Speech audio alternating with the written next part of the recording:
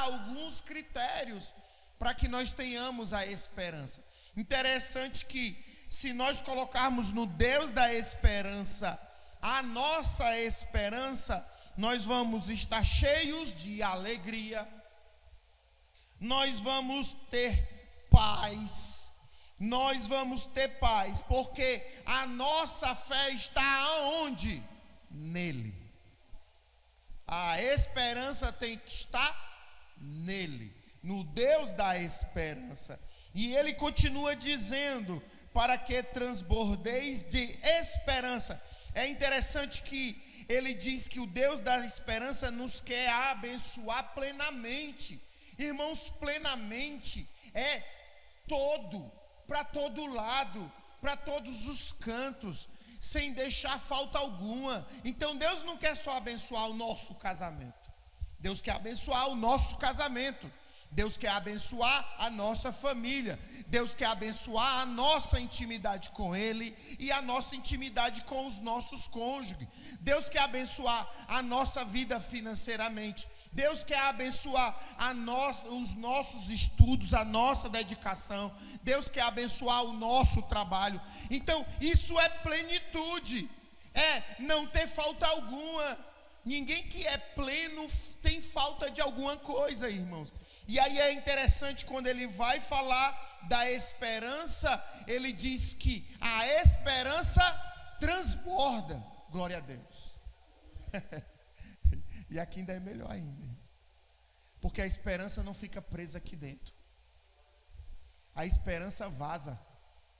A esperança derrama. Ela extravasa. Ela enche tudo e enche para todo lado. Parece uma expressão feia, mas nós usamos essa expressão que quando a caixa enche, ela vaza por onde? Pelo ladrão. Então, a esperança que Deus nos quer, ela irá vazar pelo vazante. Então, não importa qual nome nós damos, a questão é que quando a esperança transbordar, ela não vai ficar só na nossa vida, irmãos. A esperança, ela vai transbordar para todos os lados. Ela vai transbordar no nosso bairro, ela vai transbordar na nossa rua, ela vai transbordar na nossa cidade, em o nome de Jesus. Glória a Deus.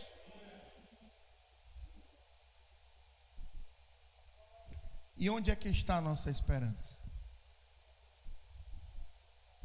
O que nós desejamos? Ele diz que Ele vai nos dar alegria. E eu pergunto, onde está a nossa alegria? Em que está a nossa alegria? Graças a Deus, apesar dos dados que nós vimos, né? E ouvimos, a nossa alegria não está mais no futebol. Já foi, né? Já foi. Quem nunca chorou porque o Brasil saiu no meio da Copa, né? Atire a primeira pedra. Se tem, glória a Deus por isso. Louvado seja Deus. Quem nunca lembra do jogo sofrido do Brasil e da Holanda, né? Quem nunca lembrou da decepção do Brasil contra a Alemanha, aquela pelada jogada ali no time do subúrbio. Mas a nossa esperança não está mais nisso. Eu ouvi um irmão falar que nós sabemos o nome de todos os juízes do Supremo Tribunal, mas nós não sabemos o nome completo da seleção brasileira. Glória a Deus por isso. Eu louvo ao Senhor. Se você não sabe todos os nomes, pelo menos você sabe 3 ou 4 do Supremo Tribunal, você sabe. E sabe o que é que acontece? A população está olhando para outros lugares. E isso é bom. Mas é interessante que também faz nos lembrar que a nossa esperança não está nessas coisas. A nossa esperança não está voltada para esse lugar. Irmãos, nós temos uma esperança maior do que todas as coisas. E essa esperança, ela deveria ocupar a nossa mente e o nosso coração. Diga isso comigo. Essa esperança ela deve ocupar a minha mente e o meu coração. E aí eu convido você a ler um texto de Hebreus, e nós vamos ler alguns em Hebreus, mas ele está em 10, capítulo 10, versículo 23. Eu não sei se você é rápido na palavra, e para eu não demorar muito, eu marquei 10, 23, diz assim: sem duvidar, mantenhamos inabalável a confissão da nossa esperança. Quer dizer que a declaração de quem é minha esperança, ela não deve mudar, ela deve ser inabalável, porquanto quem fez a promessa é fiel. Oh, glória a Deus. Irmãos, o Deus que diz para você e a mim não ter vacilo, não ter medo, é o Deus que está dizendo: eu sou fiel. Porque a promessa não é feita por um líder, a promessa não é feita por um profeta, a promessa não é feita por um servo, a promessa é feita pelo próprio Deus da esperança. Tenha fé naquele que prometeu, e ele é fiel para cumprir. Glória a Deus. Tito, Paulo escrevendo a ele, também nos afirma sobre a esperança a qual devemos ter. E ele diz assim, no capítulo 3, no versículo 7, ele diz assim: ele assim procedeu, para que, justificado mediante a sua graça, nos transformassem em seus herdeiros, tendo a esperança da vida eterna. Aí é interessante, irmãos, ele vai falar, se você ler o capítulo, você vai ver, ele vai falar da misericórdia, ele vai falar do amor dele pela humanidade, ele vai falar dele, da sua bondade. É interessante que ele vai falar da renovação do Espírito, ele vai falar disso tudo que nós temos recebido pela generosidade por intermédio de Cristo, o nosso Salvador. E aí ele diz assim, no 7, afirmando que fomos justificados por Cristo, e tendo essa justificação, nós devemos manter a nossa esperança da vida eterna. É interessante, irmãos, eu tenho que ter esperança no Senhor, e eu tenho que ter esperança que Ele vai voltar.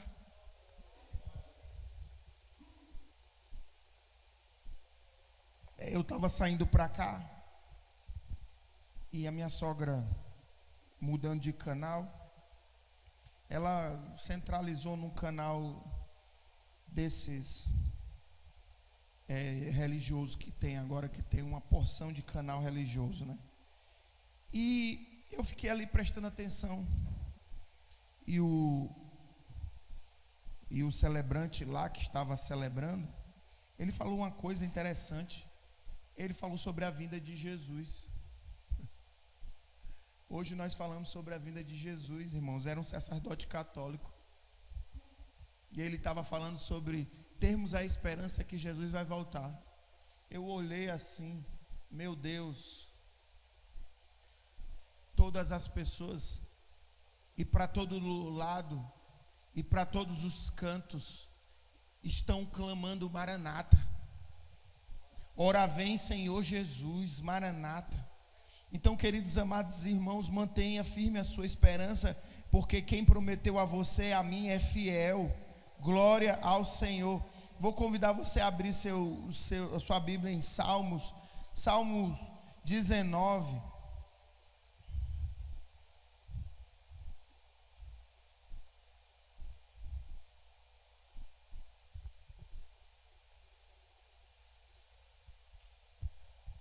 Salmo 19.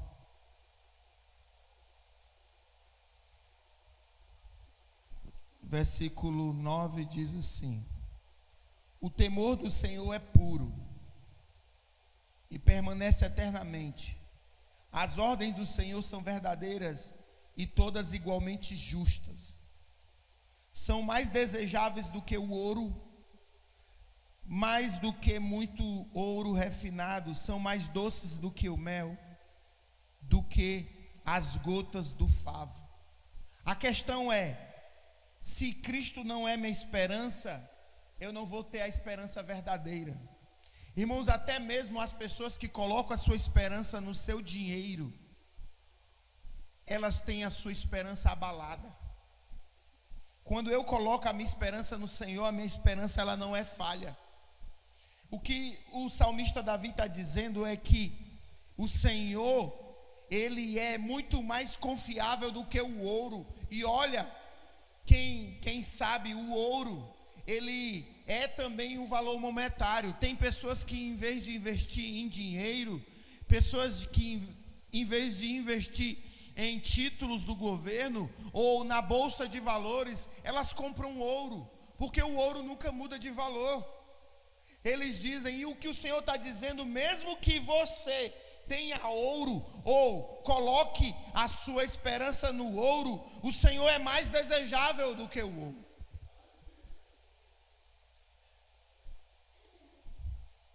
Até porque se você colocar a sua esperança no ouro, o ouro também vai passar. E o que eu vejo Deus nos convidando para não olharmos para o que é material.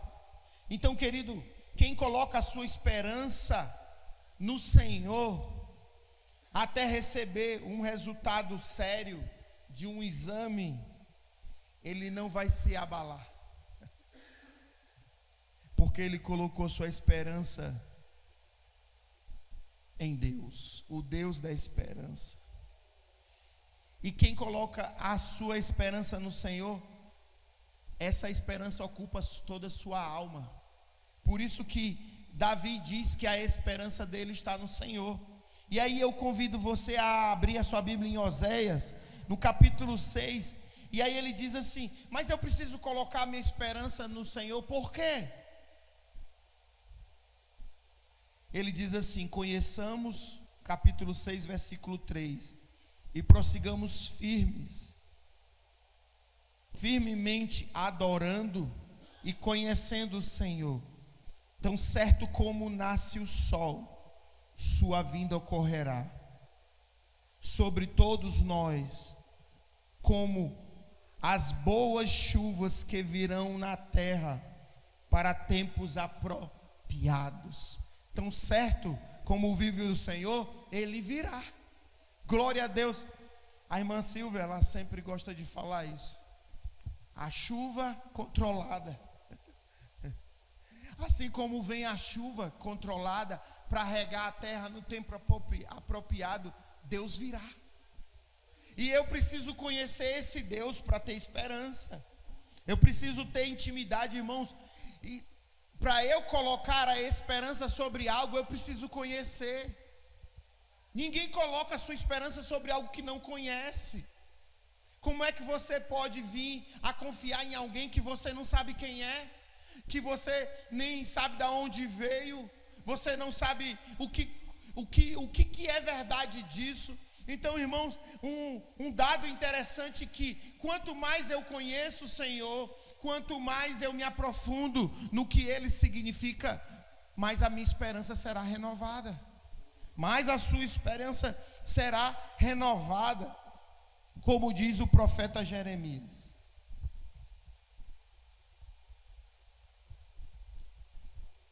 No capítulo 9, no versículo 23,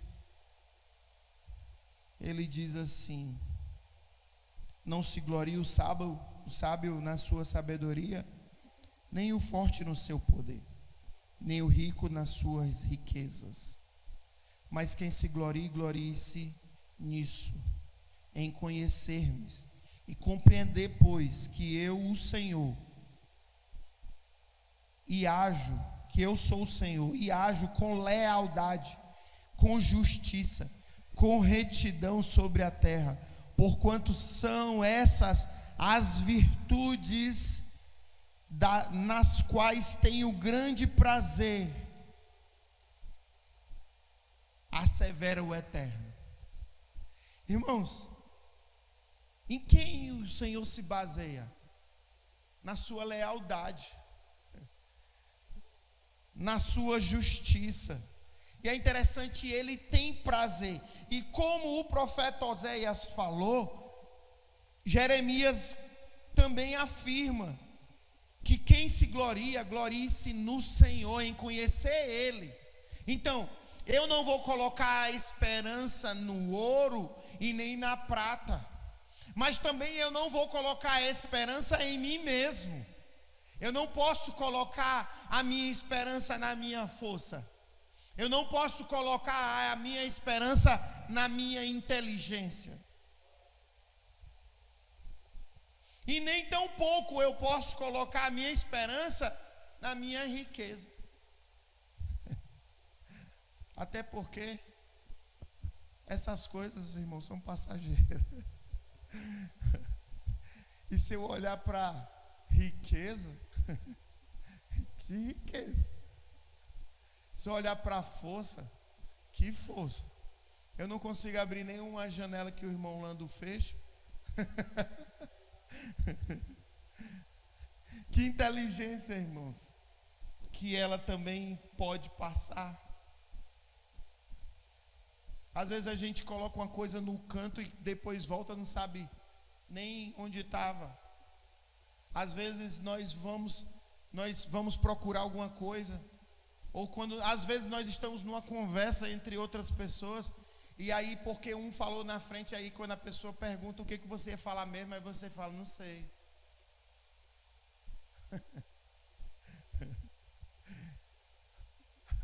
Somos nós, né? Irmãos, a gente precisa se gloriar em conhecer o Senhor. E Ele não muda, irmãos. Ele diz, eu ajo com lealdade e justiça e com retidão na terra. A gente não tem que se preocupar se o Senhor vai ser bondoso conosco, porque Ele vai. E como diz a sua própria palavra, e nós já lemos, Ele é fiel o que prometeu. Mesmo que tenha escassez, que nós tenhamos as mãos vazias,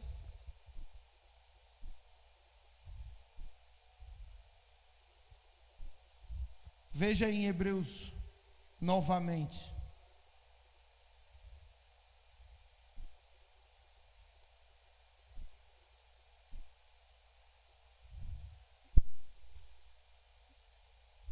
Filipenses 4 diz assim: 4:11. Não vos declaro isto por estar necessitado, porquanto aprendi a viver satisfeito sobre qualquer circunstância. Sei bem o que é passar necessidade, sei o que é andar com fartura, aprendi o mistério de viver feliz. Glória a Deus, irmãos. Em todo lugar e em qualquer situação, esteja bem alimentado, ou ao mesmo com fome, possuindo fartura ou passando por privação. Eu quero grifar, irmãos, no versículo 11, que aprendi a viver satisfeito sobre qualquer situação. E a segunda coisa, aprendi o mistério de viver feliz. Então, queridos, sabe por que Paulo fala essas coisas? Porque sua esperança está em Deus. Então ele pode ter a mão cheia, como ter a mão vazia, tendo muito ou tendo pouco. A sua esperança está no Senhor, irmãos. Ele não está em qualquer outra coisa. Ele não precisa do material, ele não precisa do externo para se sentir contente. Então, o que eu preciso para me sentir contente? A gente às vezes fica nessas perguntas. E eu gosto muito do profeta Abacuque. Abacuque, ele questiona Deus, porque Deus mostra as coisas para ele. Eu acho que acontece isso com todo profeta. Todo servo que recebe revelação, depois fica perguntando para Deus: Deus, para que tu me deixa eu ver essas coisas? Mas pelo que Deus deixou o profeta Abacuque ver, no final ele diz uma coisa interessante para ele. E ele afirma para você: irmãos, nunca sinta que o Senhor faz você ver alguma coisa que irá acontecer, ou coisas que virão acontecer, ou que está acontecendo, porque Deus, ele tem algum tipo de maldade nele. Não existe isso. Deus, se ele mostra alguma coisa, é porque ele sabe que nós saberemos lidar com isso. Eu gosto, muitas das vezes, quando eu leio Abacuque, eu lembro que Deus não é um menino brincando com a lupa, queimando as formiguinhas. E aí é o profeta Abacuque que faz uma oração maravilhosa. Ele diz assim: ainda que a figueira não floresça, nem que haja uva na videira, mesmo falhando toda a safra de olivas, e as lavouras não produzam mantimento, as ovelhas sejam sequestradas no aprisco, e o gado morra nos currais, eu todavia me alegrarei no Senhor, e exaltarei no Deus da minha salvação. Sabe o que é que acontece, irmãos? A gente precisa se alegrar em ser salvo, em ter recebido de Deus a salvação. Sabe, porque se a gente não se alegrar em o que Deus já fez, a gente sempre vai ficar preocupado se tem leite, a gente fica sempre preocupado se tem azeite, a gente sempre vai ficar preocupado se tem farinha, a gente sempre vai ficar preocupado com esse tipo de coisa, em que Paulo diz: eu aprendi o segredo de viver contente. Não é só viver, irmãos, é viver contente. Aí é por isso que ele fala lá no versículo 14: todas as coisas eu posso naquele que me fortalece, irmão. Não importa o que você comeu hoje, não importa o que você comerá amanhã, irmãos. Se alegre em Deus, irmãos. Como o próprio salmista Davi disse: torna-me da alegria da salvação. Eu quero perguntar para você: Jesus basta, irmãos? Olha para mim, vocês aqui tudinho aqui, ó. Jesus basta?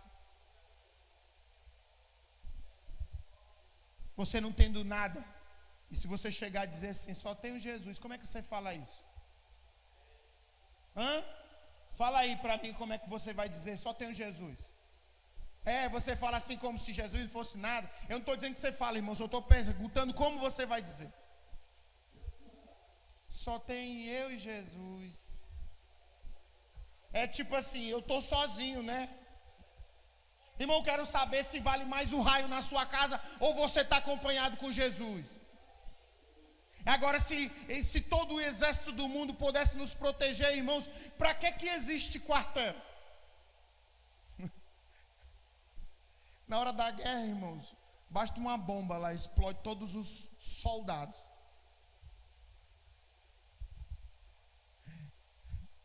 Mas a Bíblia diz que Ele mandará a ordem aos seus anjos para te proteger e guardar.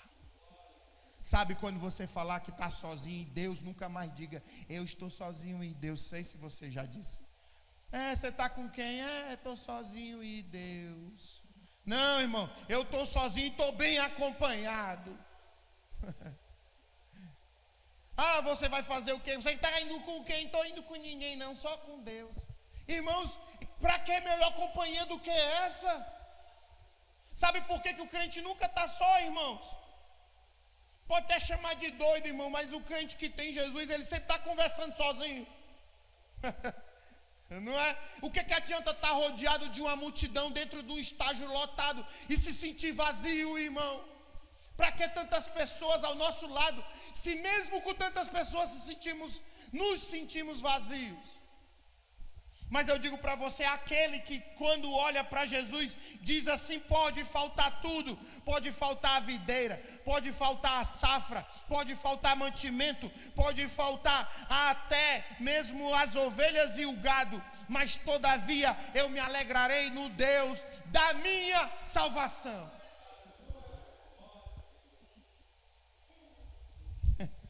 Ô Deus bom, né, irmão? Toda vida que eu falo isso, irmãos, eu preciso repetir uma coisa que eu aprendi com o Carlos Queiroz.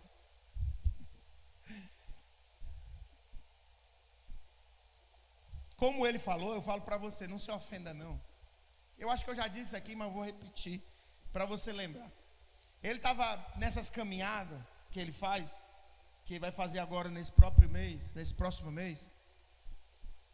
Ele estava caminhando e ele entrou numa casazinha de uma senhora bem velhinha. E a velhinha pegou e disse assim, conversando com ele, e ele abismado, que ele olhava e não entrava ninguém na casa, era só a velhinha. E aí ao sair, depois que ela fez o café para ele, recebeu ele na casa e deu água, ele perguntou assim: a senhora não tem ninguém? Ele disse: para quê, meu filho? Aí falou assim: a senhora está sozinha? Eu estou, meu filho. E ela disse assim: a senhora não tem nenhum cachorro? Ela olhou para ele e disse assim: para quê, meu filho? Jesus é o meu cachorro. Irmão, não consigo esquecer isso. Sabe o que ela estava dizendo? Que se o Senhor não vigiar a casa, em vão vigia as sentinelas. Ela não disse que Jesus era cachorro. Ela estava dizendo assim, que quem me protege é Deus. Então, queridos, isso é muito interessante. Sabe o que aquela mulher ensinou para o pastor Carlos Queiroz? Que Jesus era suficiente na vida dele. E que ele possa ser. Então, eu preciso estar com meus olhos fixos no lugar certo. Diga isso comigo: eu preciso estar com os meus olhos fixos no lugar certo. Aí eu convido você de novo aí a Hebreus comigo, a ler um texto que nós conhecemos sobre esperança tão forte quanto qualquer outro texto. Hebreus capítulo 12,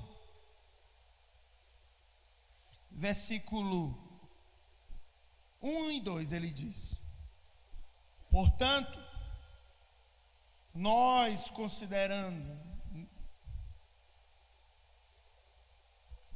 também nós considerando que 12, 1 e 2, rodeado de tão grande nuvem de testemunha, desembaracemo-nos de tudo que nos atrapalha, do pecado que envolve, e corramos com perseverança a corrida que nos está proposta. Olhando para quem, irmãos?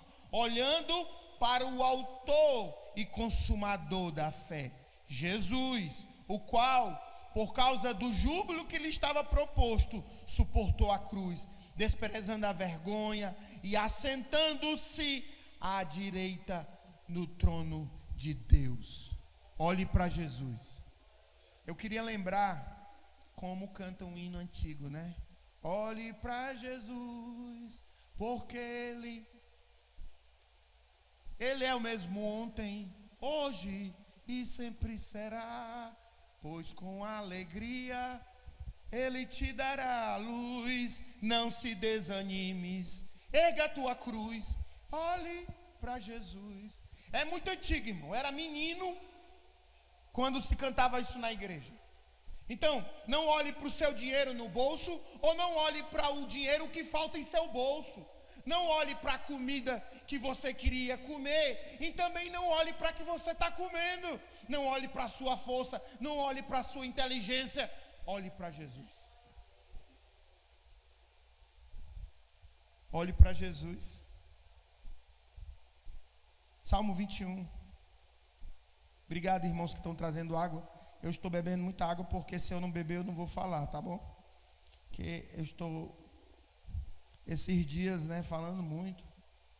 Estou com as cordas vocais machucadas, né?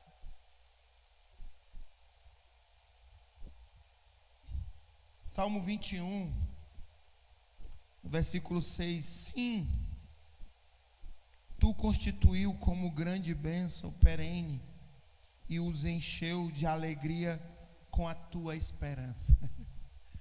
Irmãos, por que a Bíblia, quando fala de esperança, fala de alegria, hein? Porque quem espera no Senhor são como os montes de Sião, irmãos, que não se abalam, mas permanecem para sempre. Quem sabe, quem conhece terreno pantanoso, sabe que não tem estabilidade. Quem já andou sobre lama, sabe que não está estável. Mas quem andou sobre a rocha, sabe que é seguro. Ninguém pula dentro da lama, até porque se você pular, você afunda. Até para tirar alguém da lama, da areia movediça, precisa ter uma técnica. Mas quem está sobre a rocha está seguro. Que bom que tem muita rocha aqui. Nós estamos seguros, não pela força, não pela riqueza, não pela inteligência ou por qualquer coisa, irmãos. Nós somos seguros e estamos seguros porque estamos sobre a rocha que é Jesus. Como filhos, irmãos, de Deus e cristão, podemos beber da água que sacia a sede, não essa água, né? E nos deleitar na nossa alma, como o próprio João fala. João 4. João, no Evangelho, capítulo 4,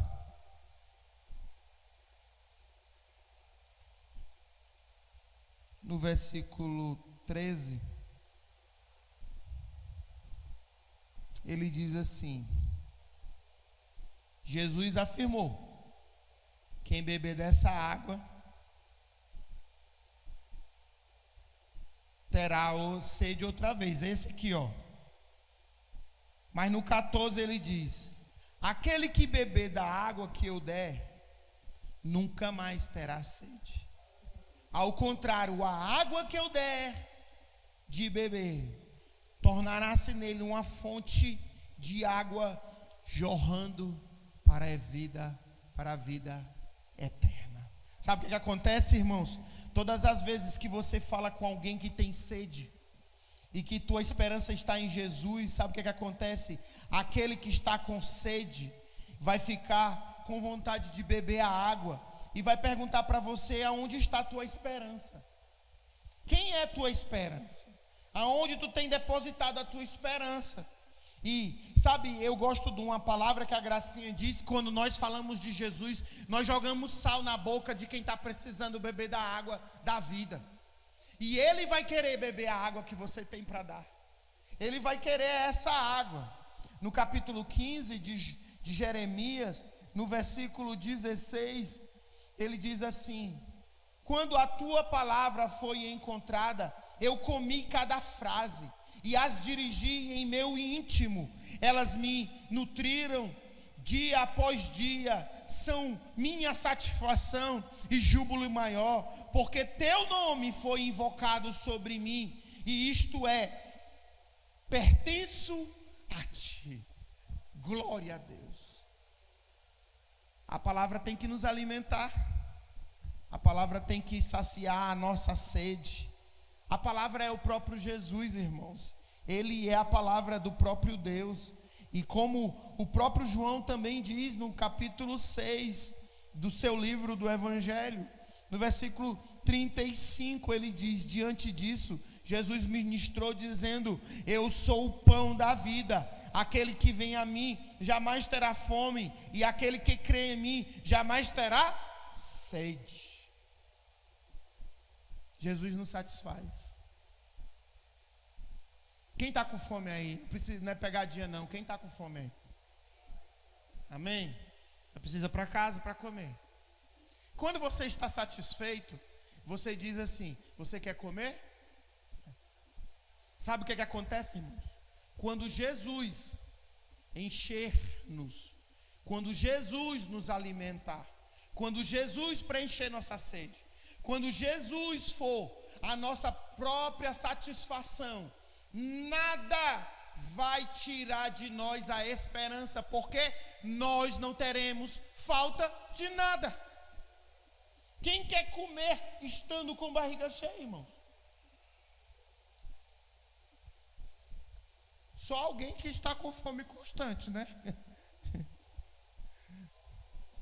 Isso é independente, irmãos, como está a sua vida. Você está desanimado? Você está irado? Você está vazio? Você está fracassado? Sabe o que acontece, irmãos? Independente de como está a minha situação na hora, agora eu posso entrar no Santo dos Santos. Entre com ousadia.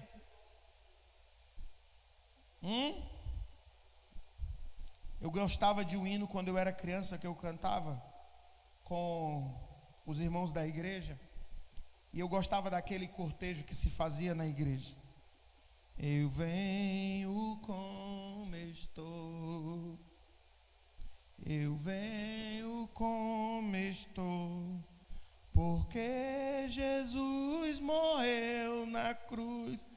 Eu venho como estou. Só que era mais bonito, né? Hebreus capítulo 10, versículo 19.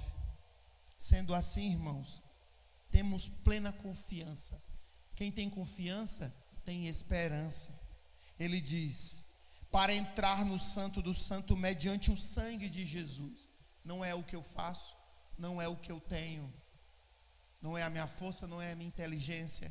Eu tenho ousadia para entrar no Santo do Santo. Não é como eu estou agora, é como Jesus quer me receber. Portanto, um novo e vivo caminho que Ele nos destinou por intermédio do véu, isto é, do seu próprio corpo. Irmãos, o objetivo de Deus é a nossa comunhão com Ele. Amém? O objetivo de Deus para a vida do cristão é a nossa comunhão com Ele. E sempre foi, e sempre será. E ela sempre será, e ela só será completa no céu. Ela nunca será completa aqui. Então eu digo para você de novo: o objetivo de Deus para com Ele em nossas vidas é a total comunhão com Ele. Como diz o profeta Isaías no capítulo 35.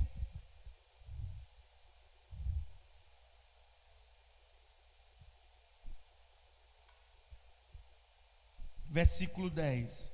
E todos quanto o Senhor resgatou voltarão. Alguém pode dizer amém? Amém por isso? Voltarão, irmãos. E entrarão em Tizom, Sião, com hinos de júbilos duradouros. Gozo de alegria se apoderarão deles. E a tristeza e o lamento cessarão completamente. Glória a Deus nas alturas, paz na terra, sobre toda a humanidade. Mas por que, irmãos, a nossa alegria será completa no céu? E por que aqui não pode ser completa? Porque Jesus não pode ser a nossa total alegria? Sabe, existe um motivo. Foi o motivo que fez aquele jovem, quando o Senhor falando com ele, no capítulo 19 de Mateus, quando chamou, e ele falando: "Ô bom mestre", e o Senhor o interrogou. Ele disse para ele: "Falta alguma coisa?" Jesus disse: "Se queres ser perfeito, vai, vende teus bens, dá o dinheiro aos pobres, e e terás um tesouro no céu. Depois vem e segue." Foi o que aconteceu com o jovem. Ao ouvir aquelas palavras, afastou-se pesaroso, pois era dono de muitas riquezas. Queridos, amados irmãos, deixa eu dizer para você. Enquanto a nossa esperança for o material, Jesus não será suficiente. Enquanto a gente pensar que a gente é só feliz ou tem alegria com o que a gente tem no bolso, a gente nunca vai ser satisfeito com Jesus totalmente. E eu pergunto para você: você só confia no Senhor? Você só confia no Senhor ou poderá confiar pelo quanto você tem na sua conta poupança? Quando o Senhor te desafiar, quando o Senhor te disser, ajuda o teu irmão, nós lemos hoje, nas prisões, seja preso com ele. Falou da água. Quando Deus falar para você, e você lembrar que só tem aquele dinheiro no bolso, e Deus vai perguntar para você: você só confia em mim porque tem isso no bolso? Ou você confia em mim tendo o bolso vazio? Então, queridos amados irmãos, é para a gente pensar onde tem a minha esperança. Eu vou, Senhor, sabendo que eu posso não voltar, mas eu vou. Sabe, irmãos, não precisa ir lá para o Irã, não. Não precisa ir lá para a Índia. Não precisa ir lá para a Coreia. Sabe, aí ao centro com o dinheiro da ida é sinal de fé. Se o Senhor está mandando você ir. Às vezes a gente pergunta: eu vou, Senhor? Eu vou? Irmãos, agora eu digo para você: o mais interessante não é ir na dúvida, é voltar na certeza que é o Senhor que está te trazendo. Isso não tem preço igual. Você sabendo que foi e não sabia como ir voltar, não precisa ir pensar muito não.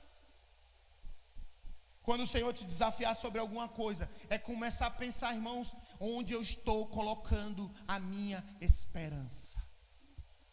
A minha esperança é totalmente o Senhor. Então esse jovem se entristeceu, queria seguir Jesus. Jesus disse para ele: tu não confia em mim não, filho. Tu sabe todas as leis, desde criança tu tem obedecido. Mas tem uma coisa que te falta, é confiar totalmente em mim.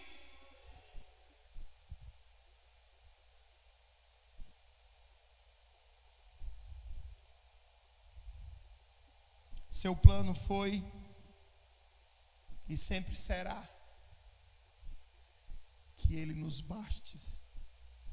Vou dizer de novo porque quase não saiu, né, irmão? Que Ele nos baste. O Senhor te basta. O Senhor nos basta.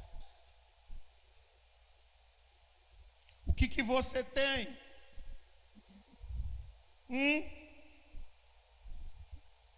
Você fala: não tenho nada. Glória a Deus por isso, irmão. Nunca se alegre por você dizer, nunca se entristeça mais por... O que você tem? Nada. E se você tem alguma coisa, é nada também.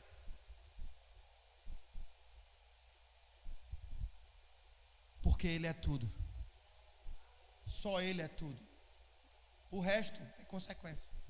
Busca o reino do Senhor, e essas coisas, todas essas coisas, nos serão acrescentadas.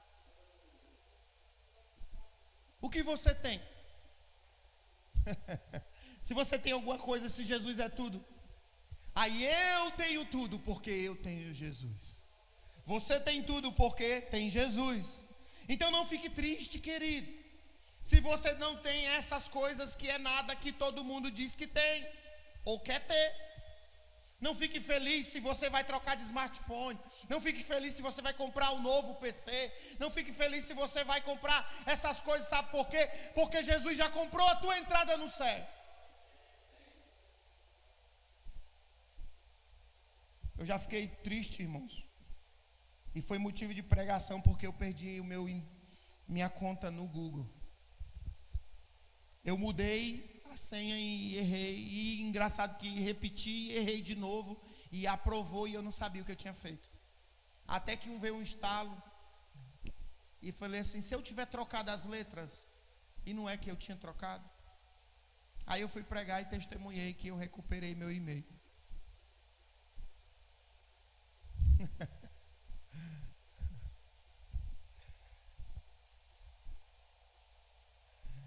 Misericórdia, Senhor.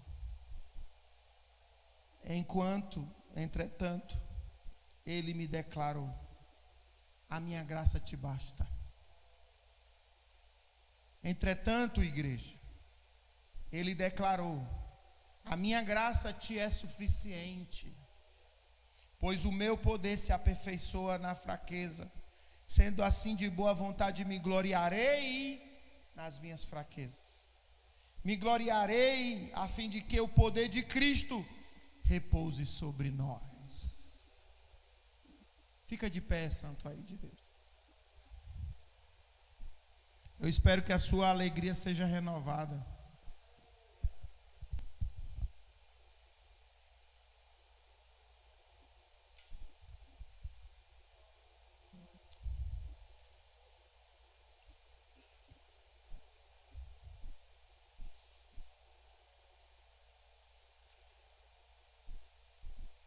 Quem espera no Senhor não se cansa. Quem espera no Senhor está com alegria, irmão. Quem espera no Senhor não tem pressa de sair da sua presença. Quem espera no Senhor não fica preocupado com a sua barriga vazia.